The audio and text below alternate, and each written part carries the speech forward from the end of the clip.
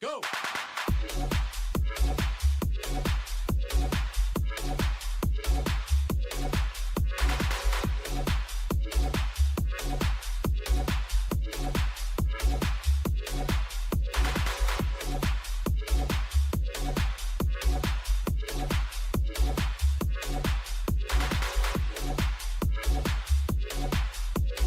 Three, two, one, go!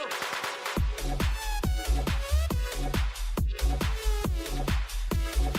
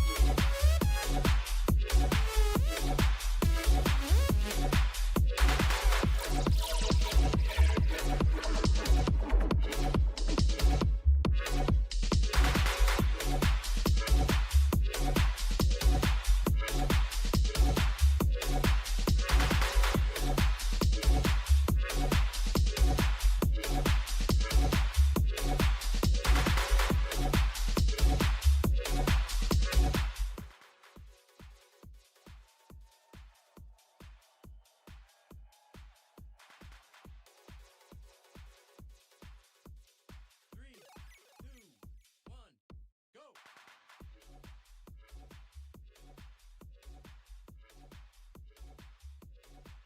There we go. Ladies and gentlemen, once again, my microphone cable has decided not to microphone cable, but we're here. We're here for SimSeniors. Welcome back once again, ladies and gentlemen. It's going to become a running bit at this stage. Hopefully not. I'm going to have to look into a replacement Type B cable at this stage.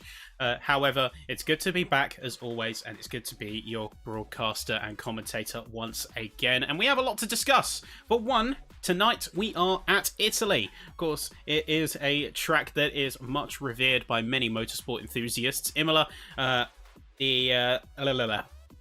was about to go on a whole tangent about how long the name is to pronounce, but instead I am just going to say this. If you, as a driver, don't get the name right, which is, for the record, Autodromo Internazionale Enzo e Dino Ferrari. If you don't get it right and you aren't able to say it 3 times fast, you're officially not allowed to leave the track. We'll just agree to that and we'll move on.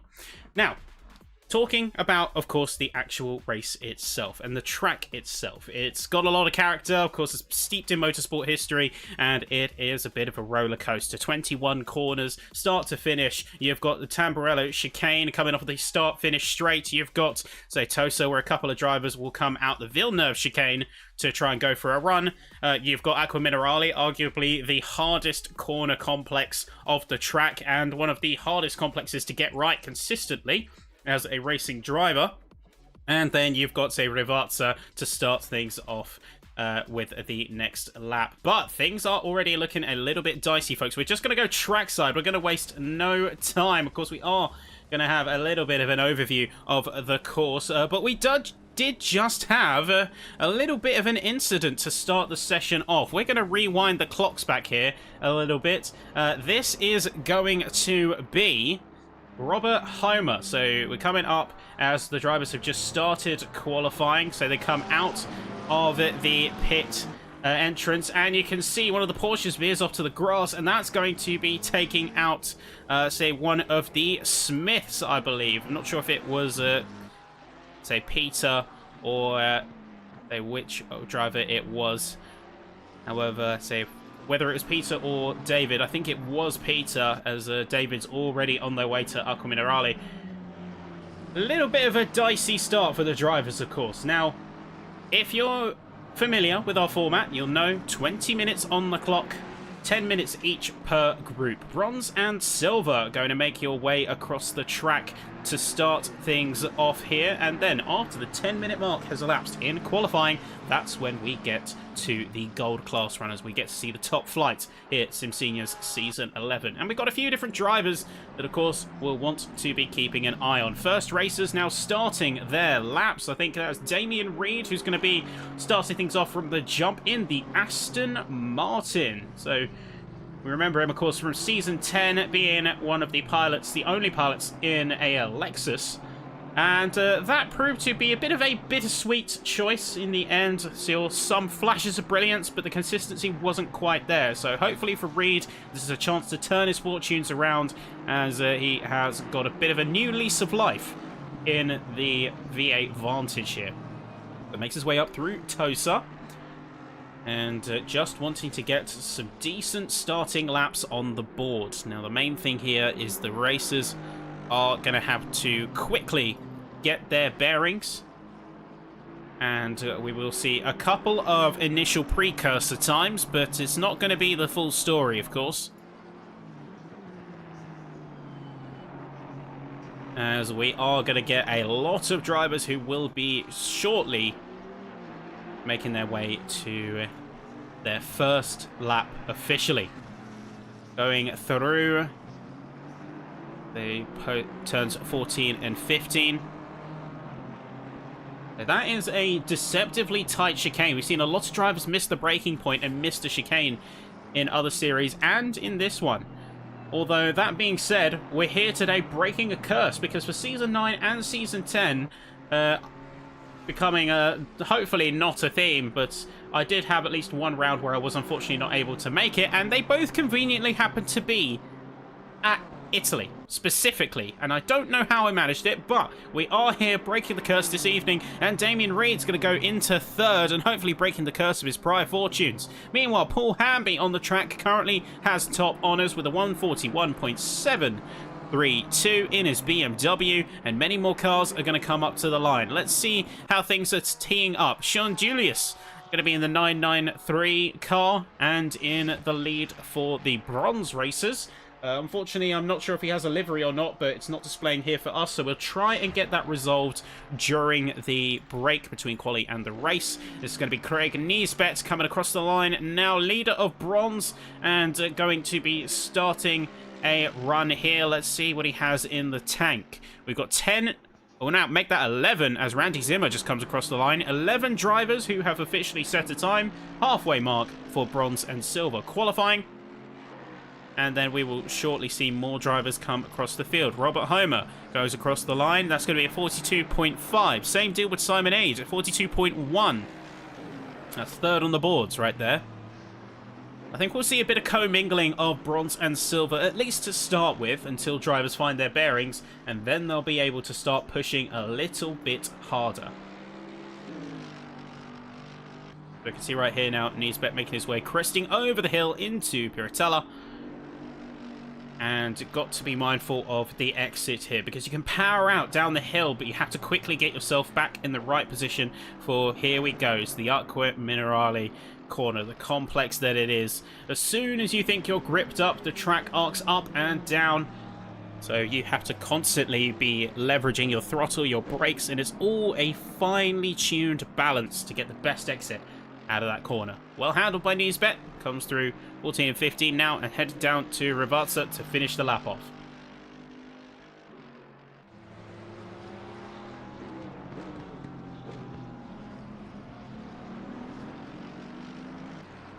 Nicely done here.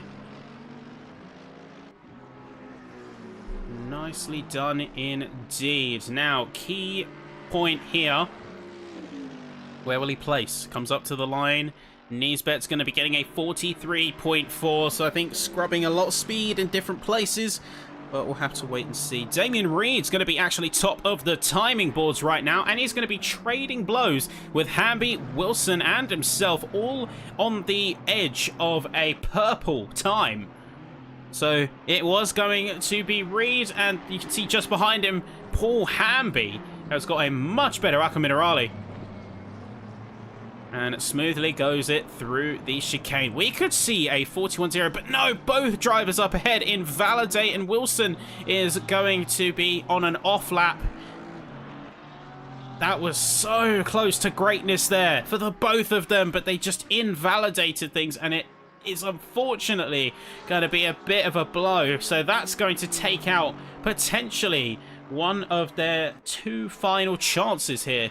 See Sean Julius in the Mustang, number 993 car, leading for bronze, and by a significant margin, as Niesbet's next up with a 43.4. We do see one of the silvers moving up. I believe that was Adam Ostrichels with a 41.6. You know, we'll see the top three cars once again go for a full push lap. See what they have to muster here. Here's Frank Tennant in that chrome green Bentley.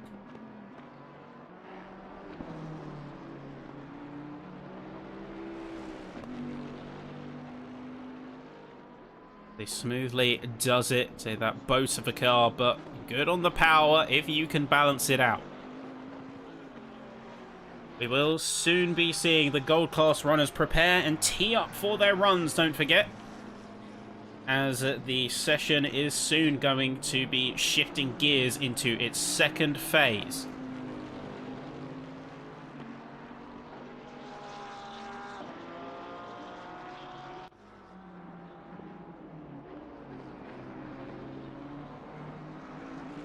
Lieutenant coming through, down, out of reverser. So quick on the power, fast as you can. Time is of the essence here. So 45.3 to beat. Is he going to be able to get into the 44s and get a couple of spots up that ladder? 44.8, but not enough to improve on position, unfortunately. That's going to be all she wrote there. Meanwhile, Hamby hopefully looking for an improvement, as Nick Coulon in 5th place is currently flashing purple. So Hamby hasn't quite got the gusto out of his BMW, and this is his last chance here. Comes up to the line, 0.502 to beat, gets a 0.572. So all eggs are in this last basket. What's Coulon got to say about it, though, in his 51 car? So we will get a couple of liveries resolved that I understand aren't displaying correctly at the moment. And soon we'll be seeing exactly what these drivers are capable of. So comes up to the line here. Coulon's going to manage a 377. He just scrubs a little bit of time in that last sector. Unfortunately, you can see he ran yellow in sector 3. And that is a bit of a difficult pill to swallow for him. You can see Ibrahim Dickman is going to be getting into 16th place, also known as 2nd in the bronze class. We see a couple of improvements going around. Craig Niesbet's going to jump up to 19th, and 5th overall in class is going to be Randy Zimmer, leapfrogging the rest of the bronzes and rejoining Silver Group with a 42.4. But here comes the clock, and you can see everyone in the gold class is teeing up. Everyone wants to get out there ASAP. They wanted a lap done yesterday. Lenatus is going to be the first racer out from the gold cohort. He's going to be closely followed by none other than Friedrich Germar. And then in 3rd place, a little bit further behind in terms of timing, we'll wait and see. But Hermé is going to be 3rd on track for the gold class runners, and that is going to maybe be setting a precedent. Here's Olsen coming through with a 44.3 and now a 44.0. So solid improvement there. Rest of the field now coming through is going to be Damien Reed by the looks of things. Or no, is it Paul Hamby in the clutches of the session? The last moments. Just on that final lap, he's going to snatch away by almost 0.2 of a second from Reed. So the two of them are going to be alongside each other, starting off in silver. Beautiful stuff there, and you can see those sector times are looking mighty spicy. It's going to be last runs here for a few more cars as they all come to emerge through. Wayne Bowler, last place in silver right now. Does he have a shot at redemption? 42.3 flats. That's going to leapfrog him all the way up to P12 here. And nicely done from him, might I add. Alex North, is he going to have the same luck afforded? Comes up to the line, and it's going to be no improvement, unfortunately, as Randy Zimmer retires to the pit lane. He is done here. Time is up, and with that, gold time is here. So, Lenatus here to show us how the first lap of gold, how they do it here. as the number 12 going to be first to start this phase of quali. This session is going to be pretty cutthroat at this point. There is no such thing as too aggressive. You want to be pushing those boats out. You want to be really giving it 110% here. So Imola is one of those tracks where if you let it go too far, you will know about it. But if you can straddle that fine line between slip and grip, you are in for a treat and a roller coaster of a racetrack that rewards that precision and fine-tuning of the throttle in particular. With so much undulation, so many inclines and declines, this track really does reward precise throttle management. Neatly done from Lenatus there. You can see the likes of Guillemot and co further behind. You can see Hermé just behind that Mustang. A little bit wobbly coming out there for Lenatus.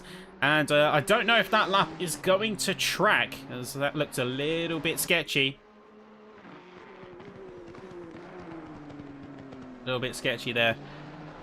Hopefully we see that come to fruition, though, as they remember piloting the Nismo. And certainly a change of pace for him, maybe a change of fortune. He currently stands slap bang in the middle of the gold class right now. P10. Is this a chance to switch things up? Doesn't look like he's had such an opportunity afforded to him, as we have got a few more cars now coming through. Hermé is going to be first, as Guillemot just up ahead also invalidated. So Hermé's with a P9, Johan Larsson with a 41.2, and then the first 1 minute 40 of the session, that's going to go to Dave Marsh in the Marshmallow Mobile, no less.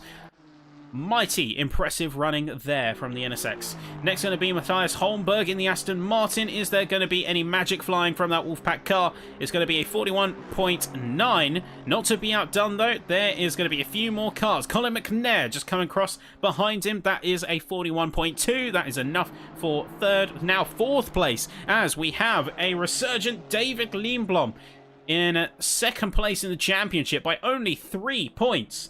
So it really is still just as neck and neck as it was from the very beginning. These two, Frederick Guillemot and David Lindblom, they continue to be key protagonists in this championship fight.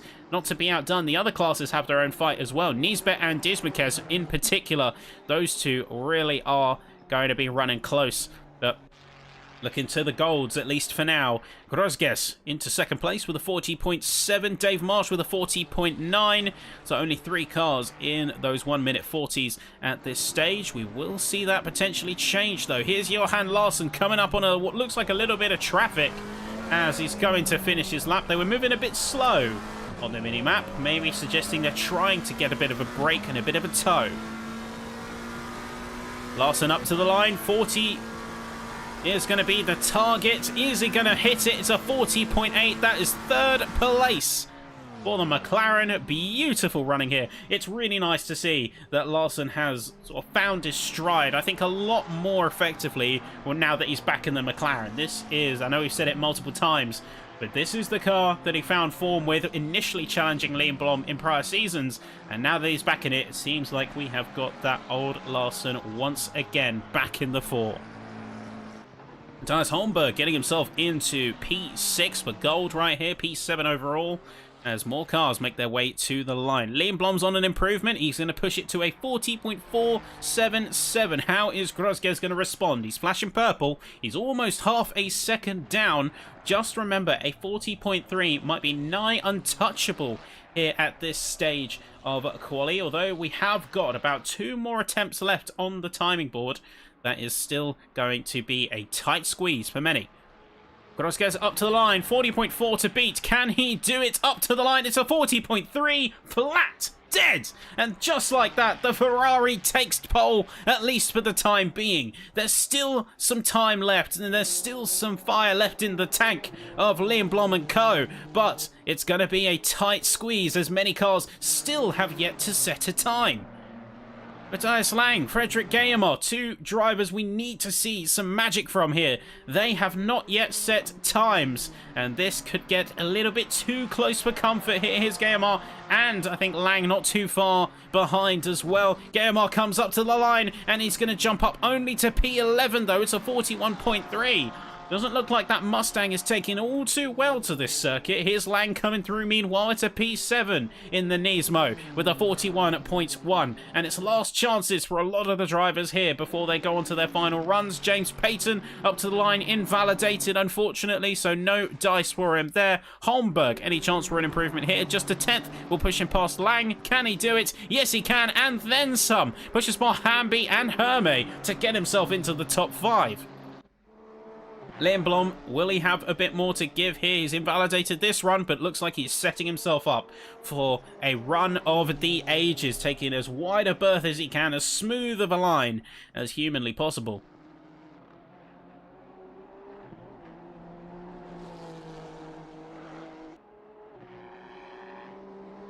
Plenty of push here coming out from the NSX. You can see he's really pushing those margins. He's almost throwing the car across those apexes, and he's really taking a tight line here.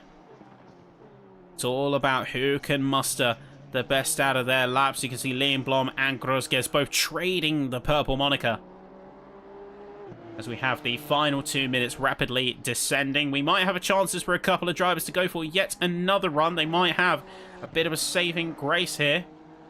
Some drivers might already be calling it time, however.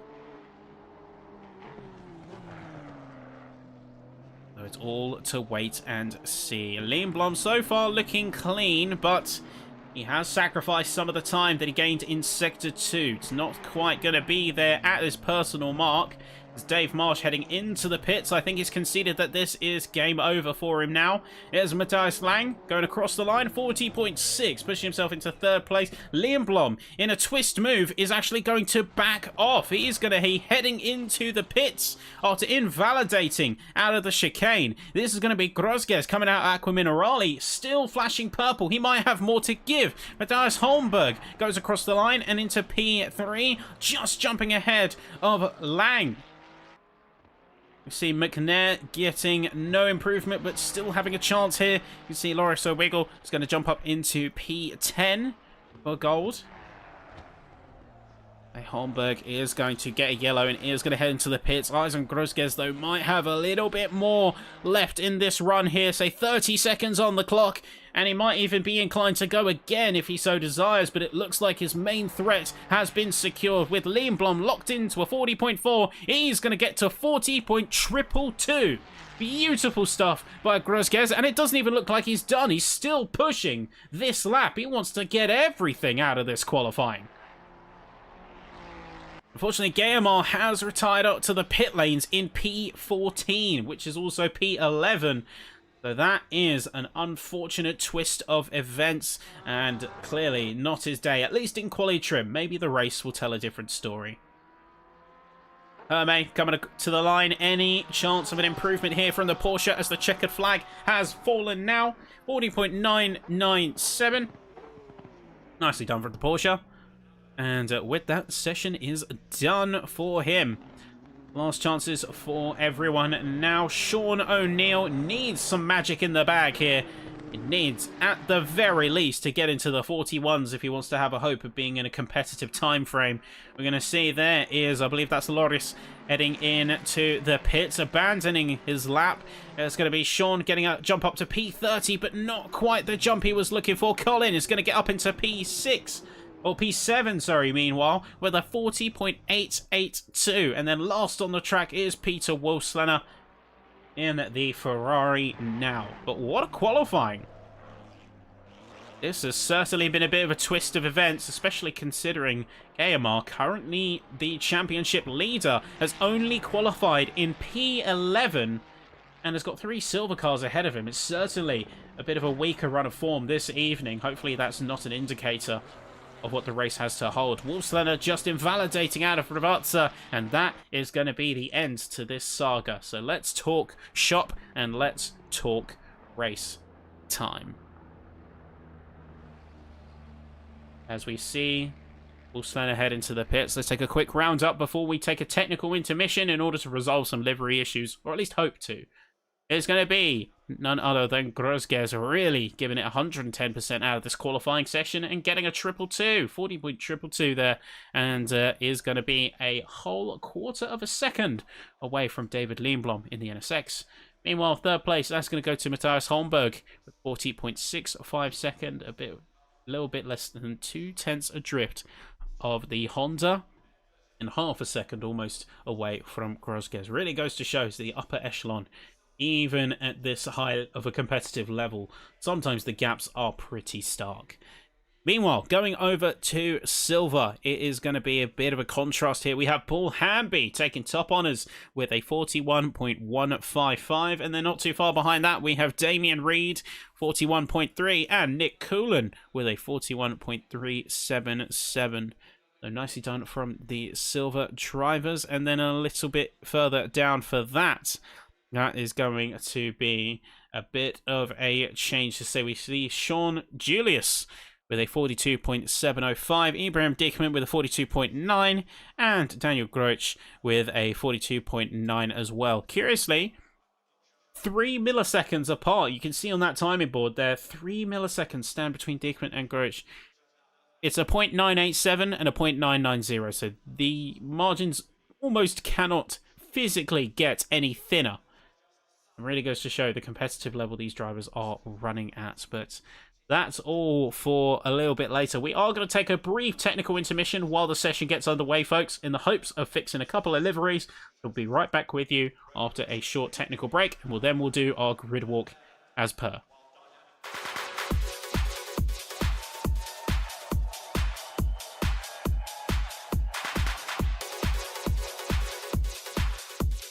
Three, two, one, go!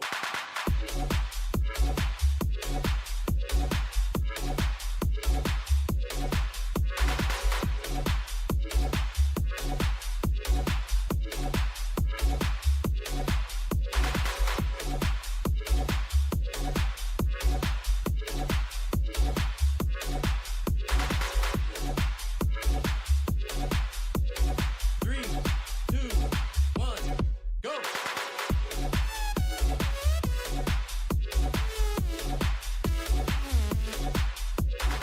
All right, everyone, thanks for your patience as always, and without wasting any further time, let's take your walk through the team and through the drivers. First off, taking a look, it's Grosges alongside Lindblom first and second place. Unfortunately, we won't be able to see the deltas because we had to restart the instance, but we'll still see their rightful positions. Holmberg and Lang going to take row 2 alongside each other, and then it's Dave Marsh along with Johan Larsson to complete row 3. Row 4 is going to be Colin McNair in his Nismo alongside Peter Wolfslener in the 196 Ferrari. Finishing off your top 10 in row 5, we're going to have Ascari Herme and then Paul Hamby in the 169 Porsche and the number 84 BMW. Row 6 is going to go to Loris O'Wiggle and then Damien Reed in the Nismo and the Aston Martin respectively. Row 7, that's going to be Nick Coolan and then Frederick Guillemot in the 51 and the 208 cars, McLaren and Mustang. We have Linatus then in number 12 Nismo, and the number 49 Aston Martin's going to be for Chris Wilson. Pedro Serrano in the 212 BMW alongside fellow BMW driver Adam Ostrachaz in the 74. Then in row 10 and completing your top 20, it's going to be Chris Bourne and Rich Arscombe, the Aston Martin duo, the 118 and the 76. 21st and 22nd is going to be James Payton here in the 248, and then Simon Eade in the number 25 car right there. Derek Hall in the number 14 in the McLaren, alongside fellow McLaren driver John Mitchell in the number 24 now. Robert Homer, we saw in the number 6 Porsche at the start of qualifying here, and is going to be joined by Wayne Bowler in the 123 Ferrari. Paul Murray is going to be in the number 90 McLaren here. It's joined by, almost literally, Alex North in the 207 Aston. Finally, completing to 30, it's going to be Randy Zimmer in the 141 Ferrari with Sean O'Neill in the 333 Mustang. Then it's Iro Rasuri completing your silver cohort. And then you have Sean Julius leading a bronze with the 993 Mustang. Ibrahim Dickman is going to be in the number 19 Porsche, and then Daniel Groch in the 431 Ferrari. Stuart Holmes in the number 2 BMW, alongside Craig Niesbet in the Mercedes AMG, the number 331 to be exact. Aniel Therdsen is going to be in the 157 car. Peter Smith is going to be in the 113 McLaren right there. Simon E is going to be in the number 9 McLaren. And then last few cars coming through is Helga Olsen in the 949 Lamborghini, Roger Dismukes in the 420 Porsche, David Smith in the 199 McLaren, Frank Tennant in the 44 Bentley. Then a little bit further adrift, you can see there's Michael Ball in the number 97 McLaren, and then Andy Trickett to finish in the 45, or in the 45th position in the 115 Porsche. Unfortunately, folks, a couple of cars continue to have livery issues. I can only apologise for this, as we have got a little bit of a hiccup with the software. Not quite sure exactly what's going on there. Can only continue to apologise for those issues. Now, as we clear and complete the session to be confirmed, one big question remains. We're a quarter of the way through this season. Margins are tighter than ever. One of the shortest seasons we've had here at SimSeniors, and with that, tensions run just as high as the round counts do low. A quarter of the way, and we're already seeing some drivers really start to turn up the wick, the aggression, the teeth are bared, and the drivers have got to give absolutely everything. We saw Ostrachals and Serrano alongside each other. We saw Lindblom and Guillemot having worlds apart, as Grosges has come to be a surprise contender in all of this, if qualifying is anything to go by, and then Niesbet and Dismukes having a bit of a break. Broader gap between them as well. But that's all questions for later. It's a beautiful day in Imola. The track's about to go hot for round 3 of SimSeniors Season 11. And then we'll see that green flag. We'll go racing, and the race control has called it. It's time to get racing immediately out from the jump. It's going to be chaos a bit further down. You can see there's left and right, 2 wide, 3 wide. Everyone's jumping for a chance, an opportunity, a bite of the cherry. You can see there's everyone going for a chance here. Say there is going to be a lot of cars wobbling, fighting, 2 abreast all the way through the Tamburello chicane, and then more cars are going to be having a bit of a rough one as Therdsen is going to be dropping all the way down. We're sticking ball with the helicopter as we're just trying to get a bit of sense as to what's going on. That is going to be a very adrift Aston Martin. That is going to be, I believe that is Chris Wilson, so going across the side of the Villeneuve chicane, and already getting a little bit grumpy there. You can see he goes darting hard left before returning to the racing line, and a defensive move against Robert Homer. Clearly has not had the best of starts, and he's making that very known right now. Meanwhile, Guillemot is going to be pushing himself and trying his best to get back to the top 10. There's going to be Lenatus poking the nose to Racco Minerale, as there's Paul Hamby as well, going for a challenge. Loris O'Wiggle onto one side, but he's boxed in by the BMW. You can see here, he's going for a challenge. He's not got a chance to breathe. And immediately looking like he wants to really crank up that pressure. You see Hamby proving a bit of a roadblock. There's Wolfson off in the distance. Lindblom and Grosges already got about a second of a gap between each other. Chaos erupting a bit further down as we have a couple of collision warnings between racers. John Ed in particular, we can see Dickman and Smith a bit further away. They're going to challenge each other out through Rivarza, first and second turns. The Ostrachals is going to be completely in the gravel, you saw there.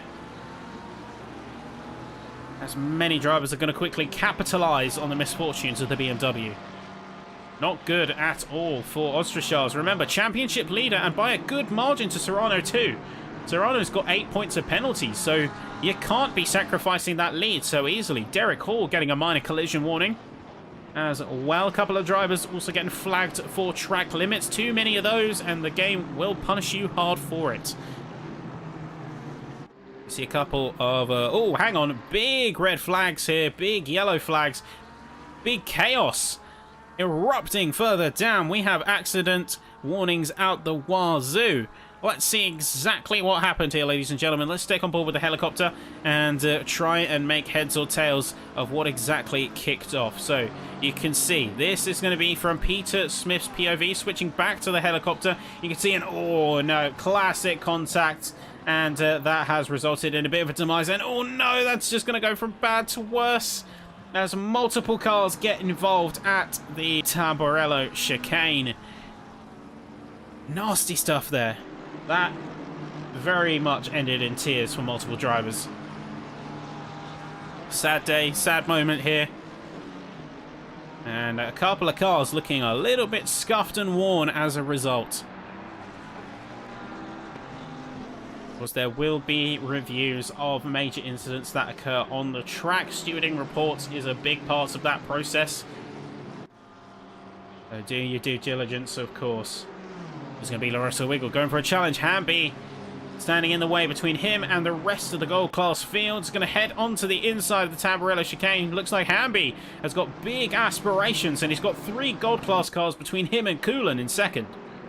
So this is his key chance to score some major points in this season.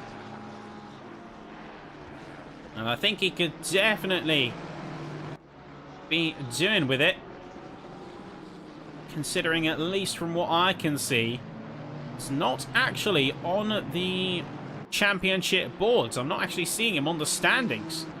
So I think this is his first run, and what a showing for it.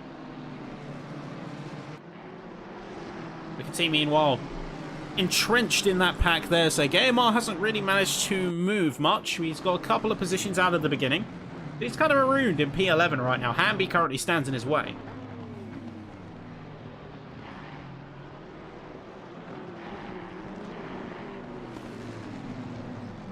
Got a couple of cars who have already had major casualty out of this race today. We had Ostrachars heading into the pits in a bit of a twist of fate, as things have seemingly not gone too well for this BMW to start things up. Is Sean Julius going to go into the grass, just coming out of Aqua Minerale? And Julius, from such a fine start, has plummeted down towards the midpoint of the bronze order. Groich is going to be the current bronze leader by the looks of things. Niesbet not too far behind.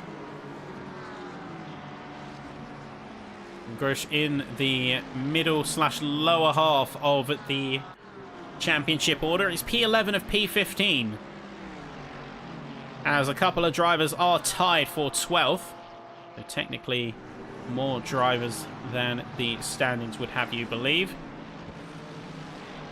16 races technically. And we do see a little bit of time travel here for Grosges, completely freaking out on timing board. Now, we do have a rule against drivers using the 4th dimension and manipulating quantum physics in order to retain a position. That is in the sporting code. Anyone caught using quantum events to retain a position will suffer sanction by the stewards. But I digress. Grosges, regardless of his teleporting shenanigans, is retaining his lead to Lindblom. Albeit teetering between half a second and a second, it's not a very secure one. Lindblom is going to have his work cut out for him, as Grosges has proven to be quite the challenger in all of this. Stuart Holmes is trying some of the same techniques that Grosges was just a minute ago, but no dice. No dice just yet. We will see that Lindblom, however, coming into lap 5 here, is going to go for a challenge. He goes around the outside, trying to get a bit of speed and a bit of leverage around the Tamburello chicane, limit his opportunities, try and get a bit more speed out on the exit. The two going blow to blow, wheel to wheel, as they all are watching. You can see he darts to the left, but then quickly tries to swing out to the outside line. Remember, one defensive move, and that is your lots. That's FIA standard sporting regs. So Grosges has to commit which side of the track that he wants to be on. Can't make multiple sudden moves. That would constitute weaving. You can see Grosges continuously being a thorn in Liam Blom's side, although doing a very good job of defending. He's placed his car strategically more towards the middle. He's not fully cutting himself off of a good exit. But at the same time, he's not allowing any angle of attack from the NSX. Oh, good driving here from the Ferrari. Very tactical, well-defined, well-placed. Certainly been doing training in combat fight scenarios.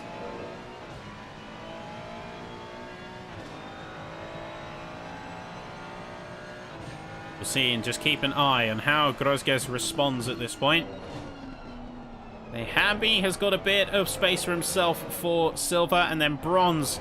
Looks like Grosch has got a 4-second gap to Thirdson, so he might be in the clear, if at least for now.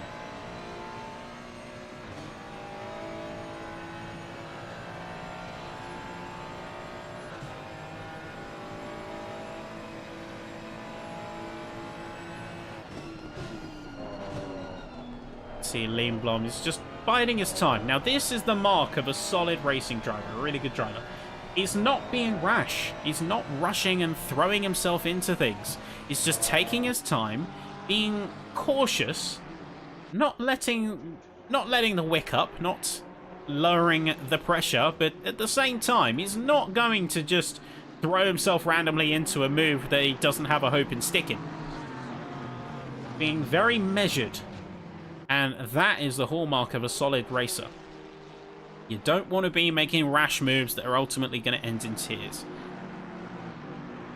I mean, you could look to, say, other drivers as well. They're practicing this philosophy. Every driver has their patience limit, don't get me wrong, but they do still demonstrate that poise and that calm as well. So Stuart Holmes and Grosges proving my timing board's worst enemy right now. They're certainly posing some interesting challenges for our timekeeping here at the studio. See, Holmberg and Hermé have a bit of a trade meanwhile, as both of them get brief contact warnings. Just a little bit of a nod from the steward saying, "Oi, behave yourselves." Cleanly run so far, at least from the majority of the front of the pack. Looking towards the mid-pack, we did have, of course, a little bit of an issue in qualifying, and now we have had that major collision coming out of the Tamburello chicane a few laps prior. Looks like a good chunk of drivers have got a handle on things. Here's going to be Randy Zimmer as well, just an info update. They also headed into the pits earlier on. So before long, the 141 car will be crossing the line to start lap 6, but is significantly behind the rest of the field, as they did take a full-on pit stop, and Austrichars was just clearing a drive-through penalty. They did not, in fact, take a full pit stop. That was my mistake. I wanted to clarify.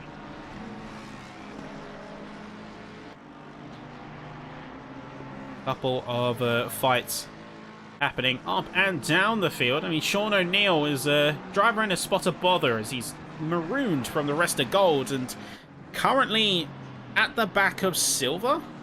I think there might have been an issue, or at least some kind of problem that he faced, given that the field has been a pretty tough run-in.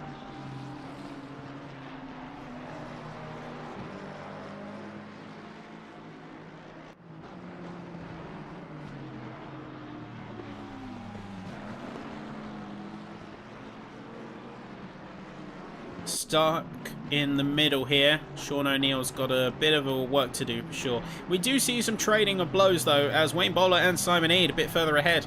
They are going to be challenging each other, and then going up to the start finish straight, going on to lap 8. Liam Blom's going to go for another swing, but is it going to land here? Liam Blom on to the side once again through the Tamburello chicane, much closer this time, maybe looking for a switchback, try and get the apex here, as he's got Grosges going defensive, holding on to the middle of the circuit, and again, just blocking those attack vectors for the NSX. This is really good defensive driving from Grosges right now. Just watch how he's constantly monitoring where Lindblom's going to place his car. He knows that he can very easily get a run if he left a window open. So he's finding that middle ground and doing an excellent job of holding him back. This is the kind of defensive driving that we want to see, folks. This is the racing, the hard but fair racing that we love out of this grid.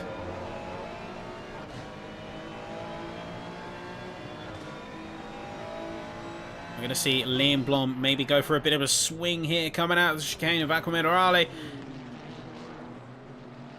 Not too far behind. We see one of the Pixel Pilot's cars.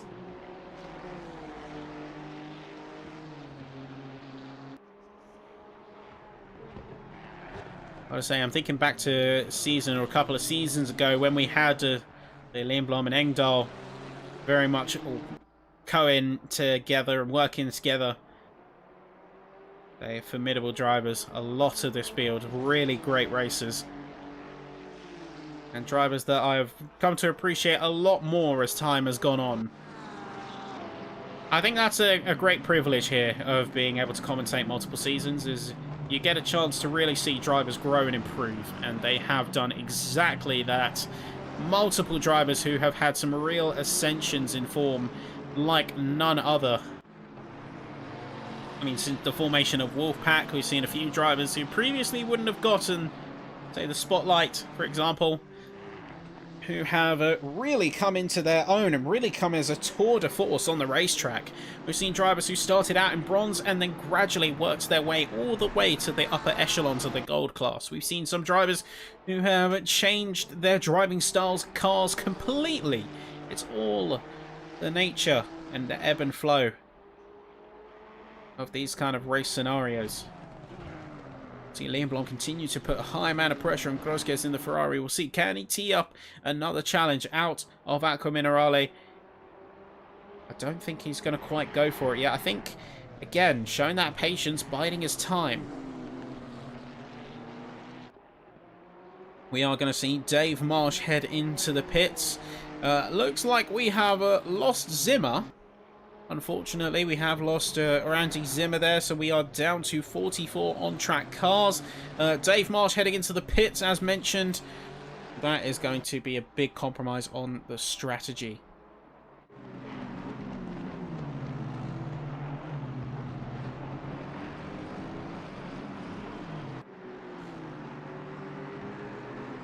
See Chris Wilson hot to the heels of John Mitchell. Lindblom along with Grosjes, the two of them are going to continue to trade blows. Oh, hang on, saying that, let's rewind the clocks back as we have just seen quite the challenge and overtake. So, winding the clocks back, Grosjes on the defensive coming into start lap 10. And this is what undid it all. So, Grosjes hot off of several laps of defense here, goes narrow through Tamburello chicane, and oh no, just overcooks it, takes the gravel, concedes the position on merit following the mistake. Fair enough to get the move there. Lindblom has had a window of opportunity. His efforts and his high consistent pressure have been rewarded, and rewarded no less with a solid final performance of that saga. P1 now in his hands. It's his position to lose. AMR is still down in P11, so no matter what, if things stand as they are, Lindblom will unequivocally retake the lead of the Gold Championship, no matter how you slice it. Been looking at a little bit of a different angle as well, if we can find him. Pedro Serrano, third position in silver. And Ostrachaz is nowhere to be seen. He's all the way down in 43rd. So Serrano could have a major chance to strike at the championship too. Chris Wilson also is going to get a healthy points bump on his rival, although that will have to be weighed up against some of the other drivers in order to confirm for sure. Big story of the night though is, without a doubt, Paul Hamby. He's got a dominant grip on this silver grid. at least tonight in Imola. I wonder if that is a sign of tidings that have yet to fall on our race circuits. Rosges and Lindblom now separated by a second, and that gap is likely to rise, given that the best times are quite starkly different. Lindblom getting 0.8 of a second over the previous lap to Rosges, and as we will eventually see them cross the line, I wonder if that is going to be a returning trend. Reed to the back of Peyton. Reed currently sat in P4 in group. Wants to get to the likes of Serrano, who we can see is just a teensy bit further away. Close margins, tight battles. New drivers looking for that shining spot of glory. Serrano is going to go alongside. I think that's Chris Bourne there heading into the chicane. Has to dip out wide. And oh no, contact! James Payton is barely avoiding a horrible spin. I think he just sort of got tapped out of the spin and back into grip here. I'm sure he's going to be feeling the nerves more than anyone here, as Arscombe and Reed both knocking on the door. Payton barely keeping within 2 seconds as they return to finish lap 11 and start lap 12 off. 20 minutes into the race, and things are already starting to heat up for a certain couple of competitors. We'll say credit where it's due though. Grosges, despite being overtaken, has still retained a decent margin. It isn't going to be a big gap just yet. He's holding his nerve and he's holding his line. That's the best that he can do, at least for the moment.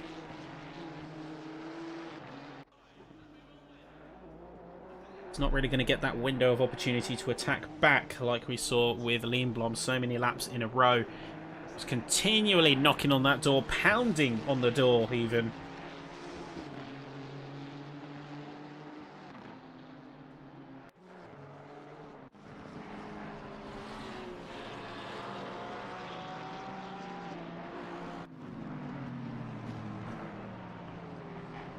We'll see a couple of other drivers maybe take a shot at glory here. Serrano, for instance, he's of course wanting to challenge the other two drivers ahead of him in silver.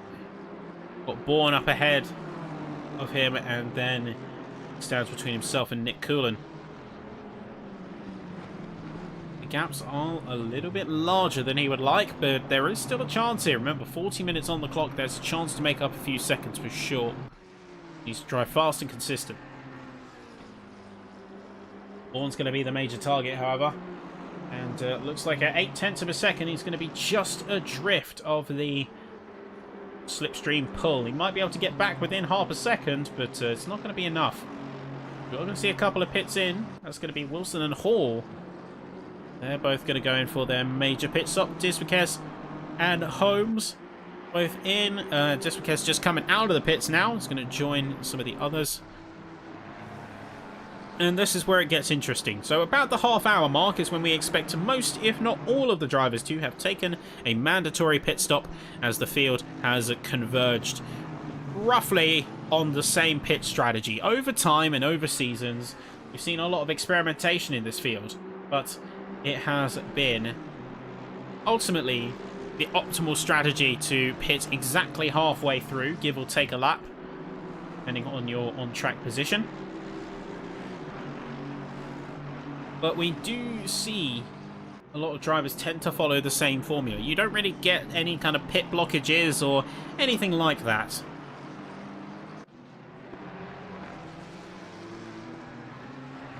So it really is just about when you decide to head into the pits.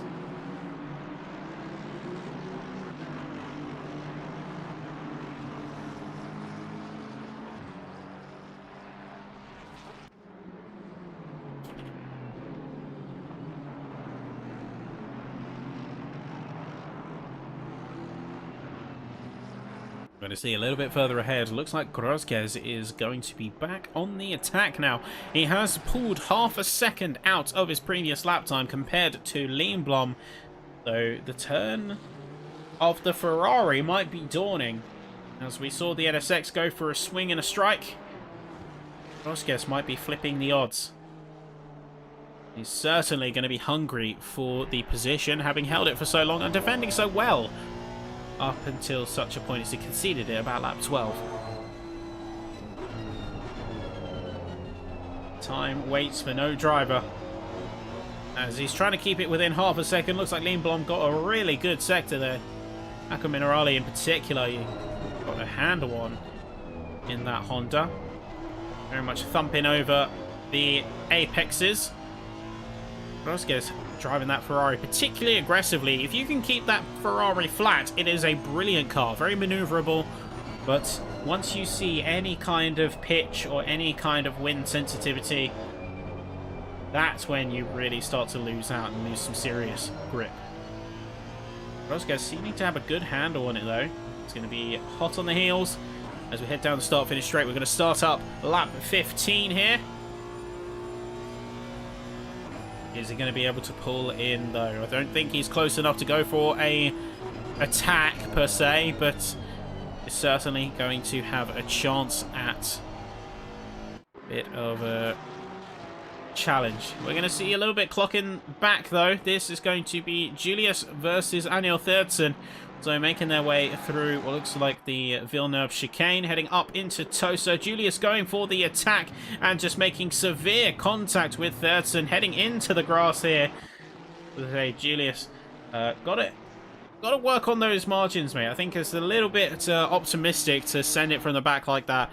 And I think that we have seen that Mustang come up a couple of times. But I think just needs to work on showing a bit of restraint. I say very fast driver, very capable driver for sure, but all about just that showing of restraint in order to be able to conduct yourself with a proper race distance. Even so, there's going to be Julius heading into the pits now. And that's going to give Iro a bit of a free break and a little bit of a room to breathe here. We'll see a couple of the other gold class racers, for example, Lenatus. Is going to be chasing what looks like an invisible Guillemard. Oh, okay. So Guillemard 2 has mastered teleportation to his advantage, it seems. Either that or my vehicle limit was not tuned correctly. And just decided to not really pay attention to nearby drivers. Julius has done a bit of teleportation himself and has jumped into P4 somehow. It's like we have a bit of a hiccup on the lap counter. Hopefully getting that quickly resolved. The game is sort of re-equalizing itself. So Loris going to be chasing down Oscar meanwhile, and then Grosges continues to put pressure down on Lindblom as we are going to be heading towards the half-hour mark. Now, within these next couple of laps, this is when we expect most of the racers to be heading into the pits. But, of course, the strategy can vary depending on the context. I mean, look at Lenatus. He's going to go for a challenge on Guillemard around the outside. Then Lindblom is going to be all the way up in first. So, major points deficit. If Guillemard can get even just a bit of traffic and damage control, this will massively serve to help him out later in the championship order. Only a few points separate the two, so a single position is enough to topple the scales. Lenatus is not going to give it an easy time either. Look how much he's hounding that rear view mirror of the Mustang. A couple more cars heading into the pits. Therdsen and Triquet, both, they're going to be jumping in.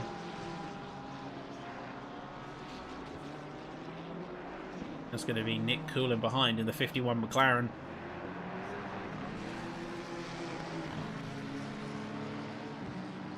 Under a bit of weight and stress. Looks like there's a bit of a ebb and flow between Grosges and Lindblom, but looks like we have a yellow flag. That is John Aid. As things have gone a little bit sideways, let's wind the clocks back. So a couple of minutes ago we had this. This is between John and I believe this is the number 2 car. This is going to be Stuart Holmes potentially, and dipping very deep to the inside here, making contact as they exit the gravel. Or exit the grass and into the gravel, sorry. And then looks like he just wasn't able to recover the car properly. Ends up going onto the inside line. So checking in with some of our drivers. Grosges continue to put down major pressure. Here's Lang as well in 3rd place. Colin McNair in 4th. And then Holmberg in 5th place. The Hamby, Coolan, Serrano, Reed and Oscom in 1st through 5th for silver. And then checking in as we see a couple of yellow flags making an appearance. We do see Niesbet, Dichman, Groch, Tennant and Smith going to be 1st through 5th. Chris Wilson chasing Peter Smith down now.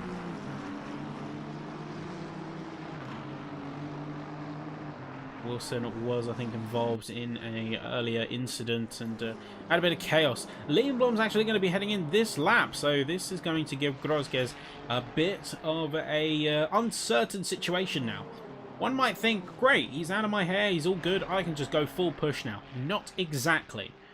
You haven't got any frame of reference, and Lindblom's going to be coming into a position where he's going to be on optimal temps, he's going to be in optimal setup. Yes, maybe a little bit more weighed down with fuel, but that's going to be more than made up for if he swaps tyres. You do have that mandatory fueling, but tyres are optional at the end of the day. Depends on how much you want to lengthen or shorten your pit stop. Now, Grosges has to really optimise this lap in lieu of not having Lindblom there to challenge him. That is going to be the kicker here. Lenatus heading into the pits, but yeah, Lindblom is going to be the linchpin in this one, as Grosges most likely going to head in this lap in response to the race leader.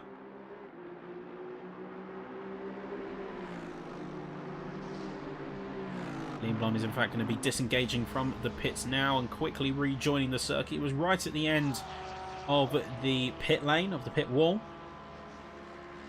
So he's going to be rejoining in what looks like 22nd or potentially 23rd as he's re-emerging from the pit exit. So Dismakes, I think, a lap down, but is going to be going past him there.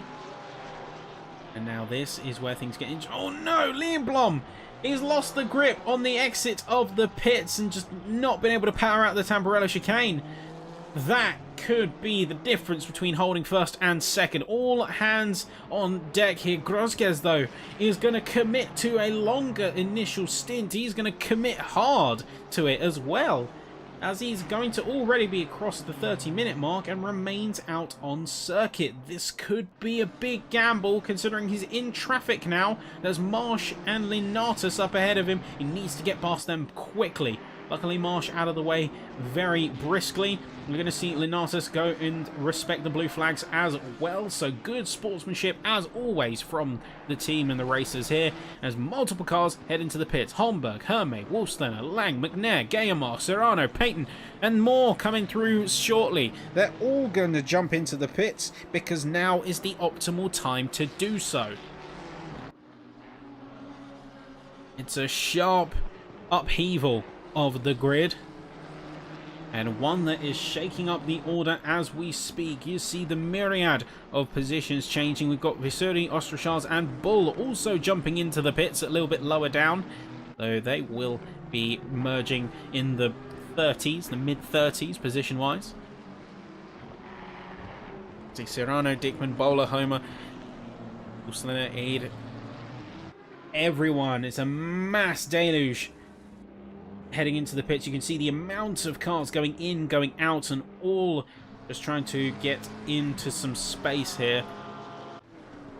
Eyes on Grosges coming up to the start-finish straight. Is he going to be heading in this lap, or is he going to somehow commit even further? There you go. He's going to be jumping in. That's just behind Helge Olsen. You can see Lenatus is going to be emerging out from behind, but is going to be a lap down, having already taken a pit stop. So crucial info to keep in mind. This might be a bit of a resurgence for him, as we'll see, there is going to be getting past GMR and so many of the others. That earlier stint has paid off for the Nismo driver and the number 12.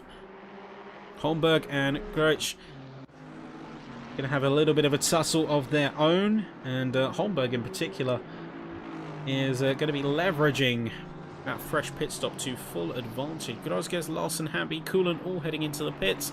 We'll see if the rest of the field does as well. Chris Bourne opts to stay out alongside Damien Reed. So these two are going to be getting a little bit of an additional lease of the race circuit. We'll see Arscombe and Mitchell also going to be joining those racers up ahead and staying out. Is Paul Murray is going to be heading in. Niesbet, are we going to see the same action from that Mercedes AMG? Let's find out here. He's going to be, in fact, yes, jumping in here. So we'll see the Smith and Olsen combo also coming out of the pits shortly. But eyes on Grosges coming out of the pit wall. Question is, where is Lindblom shaping up to be? Looks like Lindblom is going to be a few crucial seconds away. He's got Matthias Lang also standing between them. So that is, unfortunately for Lindblom, going to be a major disadvantage to him. He's certainly in some trouble.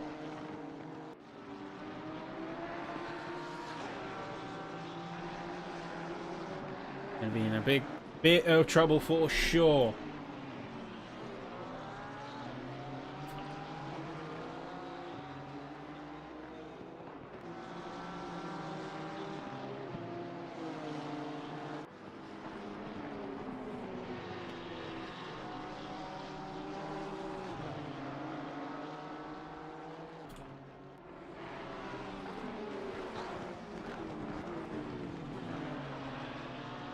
Lindblom's got about 7.5 seconds he needs to make up if he wants to have a chance at challenging Grosges again, let alone taking the position back. And this is a little bit of a sigh of relief, although that's not quite the right word for Guillemard, as he's actually down. He's actually down a good chunk positionally since the start of the race. He started 14th, got up to 11th, and now post pit stop he's in P18. Now, got to keep in mind, Bourne, Mitchell, Reed, Arscombe, and Groich also need to pit still, but that's not saying much when you're considering that he's a leader of the championship and he's currently towards the back end of the gold runners. It's a little bit of a difficult stain on his championship run here that he's going to have to work to overcome. He did get a little bit of a mulligan in the form of Lindblom's mistake, pushing him down to P3, but between 3 and 11, that is not saying much. That is going to be quite a stark difference in terms of points still. So that was still 21 points separating in terms of position. And oh, Helge Olsen getting in the way of Lindblom, or Lindblom maybe coming in a bit too hot. But either way, that nearly ended in collision and subsequent off track. A little bit worrying there, but still going to keep it fairly well behaved. You see multiple cars now emerging from the pit lane as the last few racers are completing their required stop. Going to see Groich heading in as well, hopefully emerging out within the next 30 seconds or so. On average, we tend to see about a 45-second travel time in a 30-second stop, so about, say, 75 seconds on average stop time. That is a bit of a strategic consideration when you're talking timings and coming back out on the field. It can quite easily vary. So Grosges did save a couple of crucial tenths at the pit window, and I think that has saved him a little bit here. Have a bit more time and a bit more leverage to work with. Groich now heading out of the pits here. So Diekman is having a bit of a struggle on the track as he's dropped down to Sean O'Neill, and I think went off into the gravel, albeit very briefly.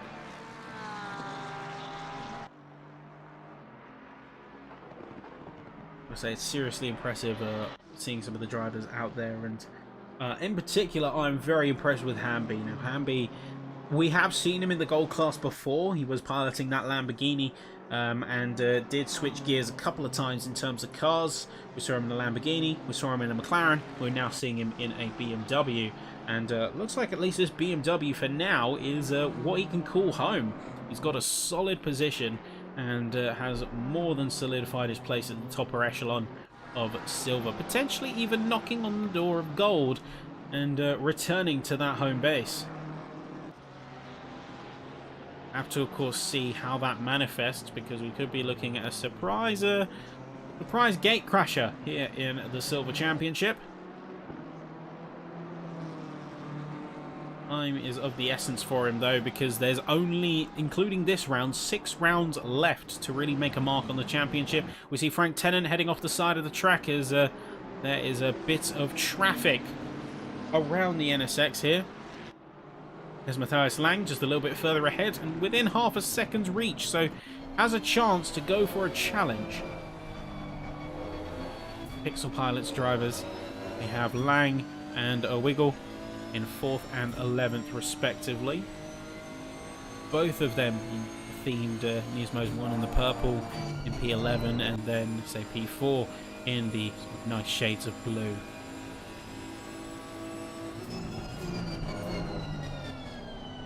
It's always nice to see different team names start popping up, and when you see actual team names, that usually is a good sign, because that means that the drivers are committed, they're racing hard, they're fighting harder, and they have really got the moxie in what it takes.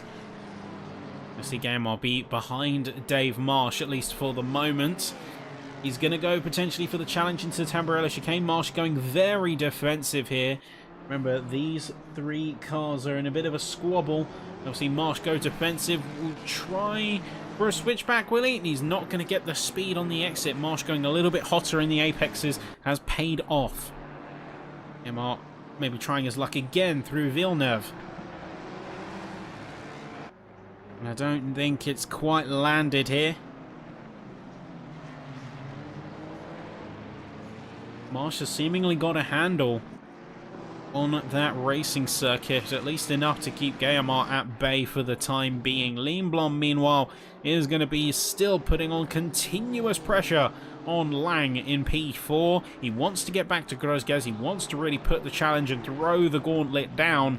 As we see Chris Bourne were the last cars to head into the pits. And then John Mitchell, who is, if anything, notorious for this sort of thing, for taking very long initial stints and then getting the count back on the last shorter stint with minimal fuel needed.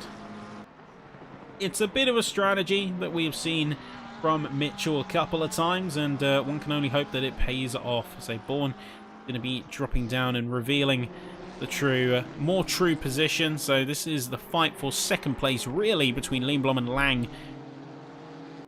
Have to wait and see how it manifests. As Marsh, Gaimar, Coolan all going to be in close quarters, with Serrano waiting in the wings too.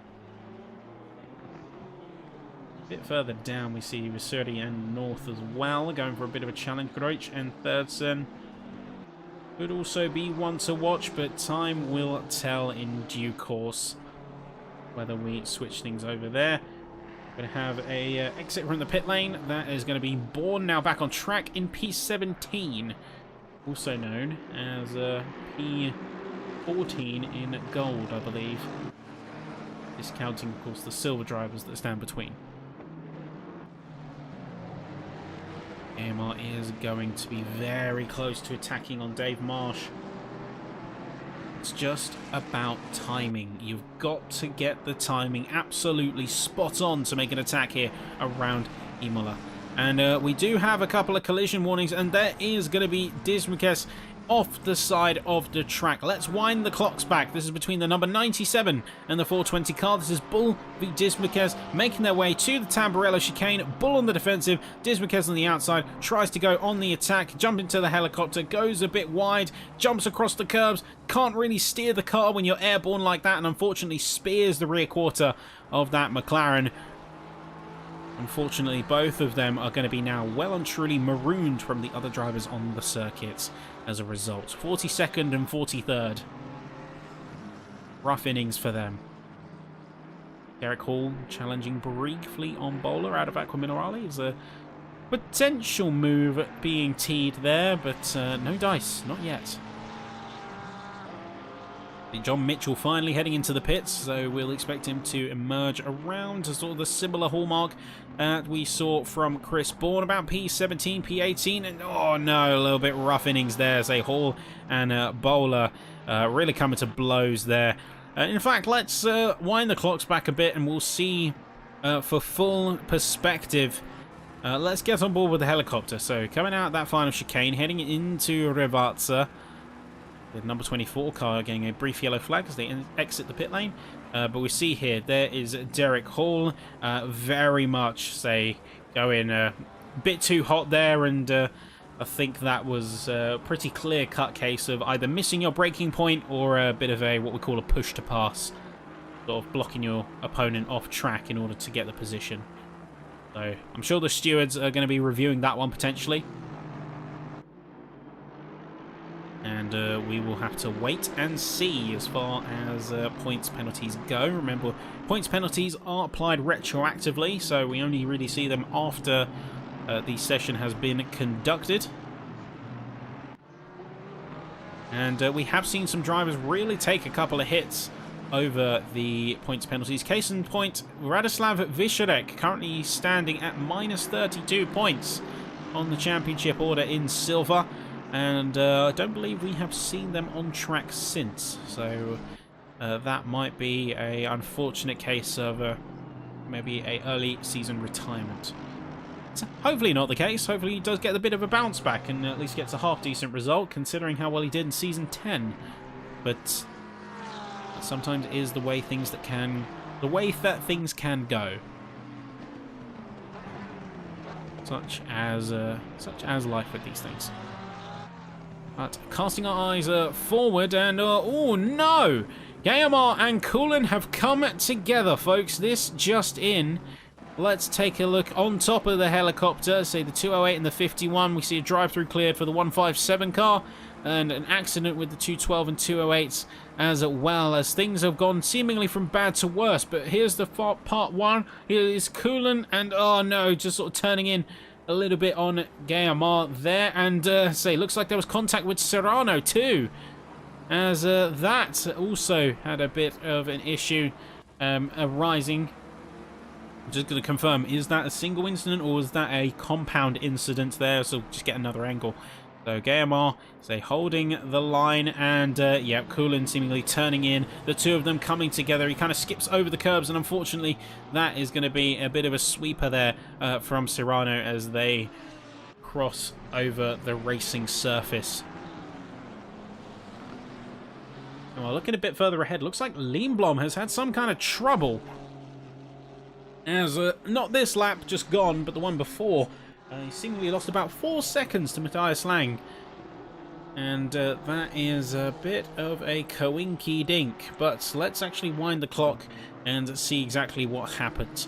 Now, this is coming off of, I believe, lap 24, going into lap 25 here. So Lindblom's on the back, heading into Rivazza. He goes along the side of Matthias Lang. He's looking for chances. He goes it narrow. And, yep, just a bit of unfortunate contact. I'm not sure if that was the actual replay there or a bug with my game. But even so, just standard and unfortunate contact between the two cars.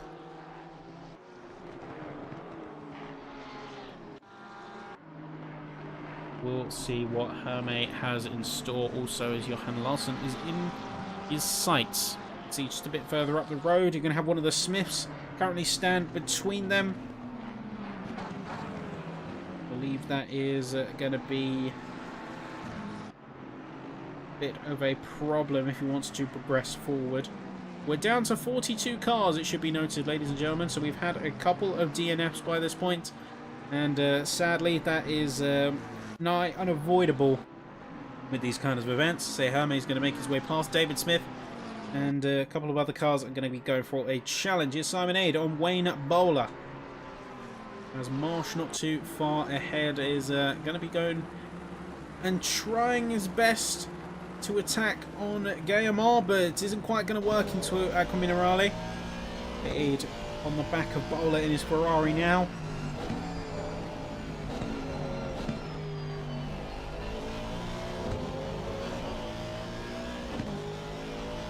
They're just trying to tee up any kind of move. And it's just not landing. It's really not landing at this point, folks. It's got time running out. And he's not able to square it away. Lieutenant and Smith having a bit of a coming together, albeit briefly, coming out of the Tamburello chicane and into Villeneuve. See David Smith, Daniel Groch also going to have a bit of a tussle as Smith seemingly struggling with that McLaren a little bit. He's dropped 2 positions. He's losing a bit of time. Don't think he's having the easiest time with that car, but Eden Bowler going side by side down the start-finish straight. The Aston looking to have control of the apex heading into the corner. And is going to do a little bit of defensive work as the Ferrari is forced to concede. Well done. That is a clean move into 23rd. And that is going to be a pretty good display as we have Marsh and Guillemard continuing to tussle and trade blows. And Guillemard, currently sat in P13, is going to have a bit of a tough time. Got Marsh breathing down his neck. He's got Wilson and Reed standing between him and the other cars in gold. Gonna have a bit of rough innings.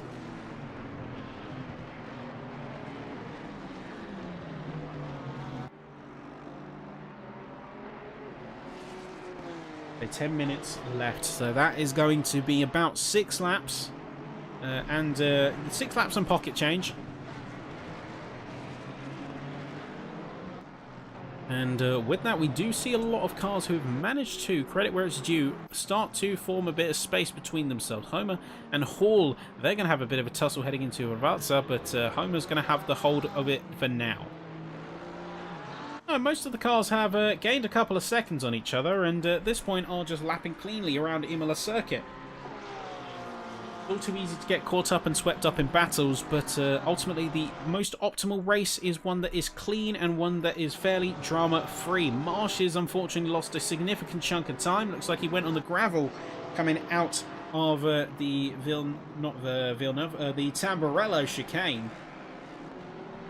That's going to be a roughly 3-second deficit now between the NSX and the Mustang. I don't think this has been Guillemard's day, though. It's been a tough ride as the Mustang has had its fair share of difficulties here tonight. I think you could argue that this is just not his track, maybe, as we did see a rough run of form right from the go. Didn't quite get where he needed to in qualifying. He did have a bit of a deficit relative to his fellow racers, and particularly his key rival in the championship, Lindblom. He was quite a bit behind in quali there. But most importantly, he's just had a drop in consistency, and that is where Guillemard has shined in the past. He's had a good position, he started off well, and he's just been ruthlessly consistent. That has always been one of his strongest suits. Consistently high pace, consistently fast, and very rarely puts a foot wrong, so it's disappointing to see him so far down here. Hopefully he can bounce back. This will, at this point in time, put Lindblom back in the chair for the championship title. Which leaves the incumbent defender in a bit of a disadvantage. And oh no, that is Paul Murray going in way too hot. He's taken out Sean O'Neill in the process. I think he just misjudged his braking point. He's going backwards as he's trying to get a safe merge point without getting beached on any curbs. Murray is going to be down, and Sean is also going to be down a position, but Murray making sure that O'Neill is the first out of the two to emerge from the incident site. Again, I think being a good sport here, often trumping the value of outright position, as that will typically save you from some RC incidents, from some race control and stewarding incidents. If you are willing to be a good sport, return the place, or otherwise adjudicate the incident yourselves. Settle it on track, and then that way there's no dramas and no need to take it to the steward's room. Because the last thing you want is to settle a race by committee or by steward room. You want to settle it on track. That's where the racing belongs. The race to the racetrack. And the stewards, as good of a job as they do, we would love for them to not have a job, because that means everyone would be driving in a sportsmanlike and clean manner. In the nicest way possible. The best scenario for stewards is for them to be bored. A couple of interesting shake-ups as Wolfslander has made a shock choice to head into the pit lane, although that could be for penalty-related reasons, and we have just got that confirmed. He's just served a drive-through penalty, most likely for track limits, and coming out to the 18th position spot. That's going to be P14 in the end. Simon here on the back of Derek Hall, and going for a bit of a challenge on this trifecta of cars now merging out of the Tamburello chicane. All of them in very close quarters with each other. Hall is chasing down the Porsche just as the Aston is chasing the McLaren. See Simon potentially teeing up attacking moves, but I think recognises the value of patience. If Hall is going to go for attacks and moves, that's going to bring himself and Homer closer to the Aston. And he can, if he plays his cards right here, he could get a double out of this. So I'm not sure if he has enough time to see it executed. That's going to be the difficult part in all of this. Does he have enough time? Can he make the judgment call? Will he ultimately be able to prevail here? O'Neill getting overtaken, or say overtaking on Diekman. A bit of a drop in position earlier. And at the top, it's all quiet on the Golden Front. As the real talk of the town is down here. It's in the 20s, it's in the 30s.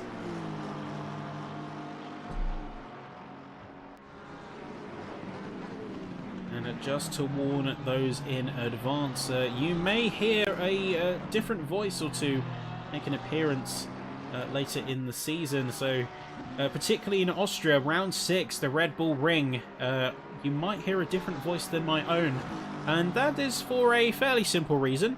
It's my birthday.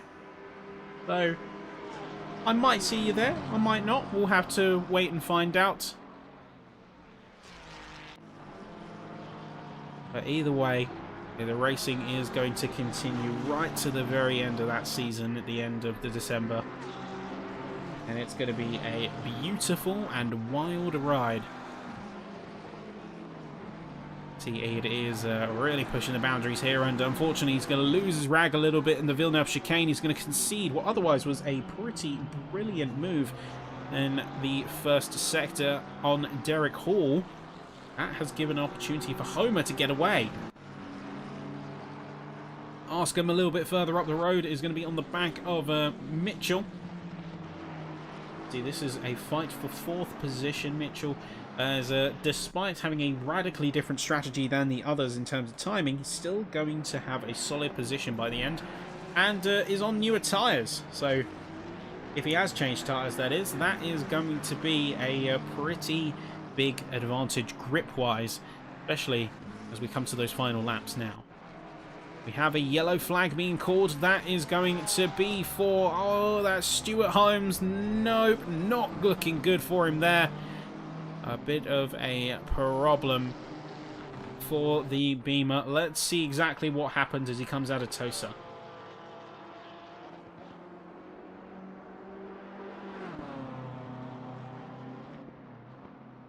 See here, say Holmes unfortunately just losing the back of the car out of Piratella. And bonking into the inside wall, just losing the car a little bit. Unfortunately, there's going to be another car doing the exact same, and that's going to be Michael Bull in the 97, minus the bonk.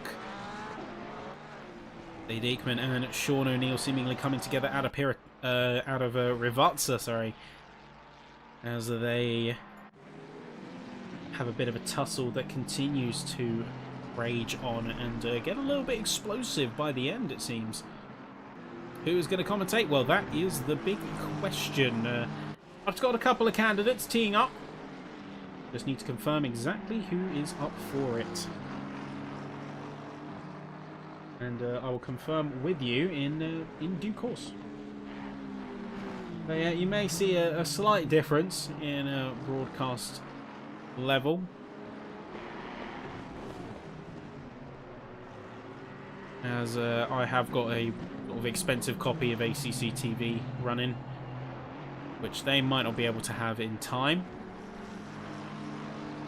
But other than that, it should be a good race as any. Eden Hall going for a bit of a last-minute tussle as we see yellow flags coming out. Oh no, that is going to be Alex North off the side of the track. Out of the start-finish straight. What even happened to the number 207? What happened here? So let's get our recap as we tend to do. Here is North.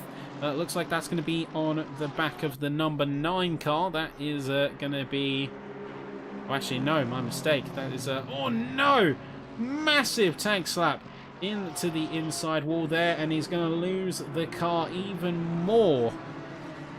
As looks like he might be even conceding and retiring out. He pulls off to the side of the track. I think that is game over for the Aston. Yes, it is. And on cue, as if on cue there, the leader is on the final lap. You heard it there from race control. So it's that last minute dash right to the finish. We'll see. Oh yeah, no, that was the number 9 car. That was John Aid coming through and say making unfortunate contact. Rough innings there for the McLaren, and at least hopefully we'll be able to see him get to the finish there. Things are heating up. Looks like we have St. Loris using teleportation powers to jump up ahead of Lindblom on the timing boards. Although how well it works, you'll have to wait and see. I think the boards will equilibrate or reach equilibrium once again just shortly. And so we are going to see Lindblom really challenge on the back of Matthias Lang as a wiggle. Is yeah, briefly going to have 35 laps away from the competition, but there is one driver who has stood tall through all of it. As we see that Lindblom is challenging hard, but Grosges is really the driver who has prevailed out of all of this. He's kept it so clean and consistent. He had an amazing qualifying, and that has resonated into a resounding, commanding victory over the race here. So Lindblom making another large exit out of the chicane. That is going to be his dues, and that is going to hand things to Grosges, who crosses the line and takes the win out here in Imola. Beautiful running, and congratulations to the Ferrari driver. You've taken round 3, and quite a precedent set there. You'd see last-minute dash between Lang and Lindblom. It's going to be Lang who takes it in second place by the end, and Lindblom into third. What a showing, of course, from all the drivers, and a beautiful race all around. We're going to see some of the other cars now make their way through. Here's a last-minute issues for Michael Ball, slamming into the wall. And it looks like that could be game over, because he's stopped just before the chicane. And he's making sure that he's not going to get in the way of any other cars. Here we go. Meanwhile, there's going to be Paul Hamby crossing the line for the Silvers to take the checkered flag for that class there. You're going to see Pedro Serrano coming in second place, and certainly going to be getting quite the healthy helping hand in terms of catching up to Ostrachaz in the championship, who is quite a bit further down. And then you have P3, which is going to be going to Damien Reed. And a great, fine run in form from the Aston Martin driver there. We're going to see a couple more cars now come across here, but say Dichman is going to be our lead and winner out of the third race here, and in the third class, no less. Great showing from the Porsche. Going to be also looking at Craig Niesbet in second place, who has unfortunately already left the lobby, so he can't focus his car, and Daniel Roach in the third position. Is a grey and purple Ferrari. Really great stuff, really great racing, and all around a great result for many a driver out on this circuit here today. The track is mostly clear, as we do see that a few drivers have headed back into the pits. Dismukes unfortunately not making it to the end, and in the pits for an extended period of time, but that is where we are going to do it, ladies and gentlemen.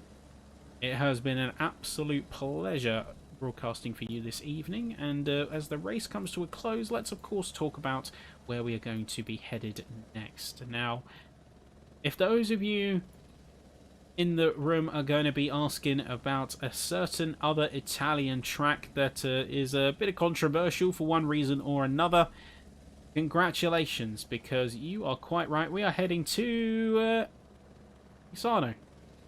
Yep, we're headed back to Misano. Probably one of the most, shall we say, interesting pit exits that I have seen on a racetrack. And a bit of an interesting layout to boot. The great pickaxe of the racing calendar. But that's where we're going to be seeing ourselves headed to next in our Italian doubleheader to round off the first half of the season. But you can see here the timing board has fully restored. We did not see everyone come to the finish there, sadly. So we saw, say, Dismukes come to the line. We didn't see everyone coming through. So we saw Alex North with an early exit. We saw John Aid as well get to the pits and take that slightly earlier exit here.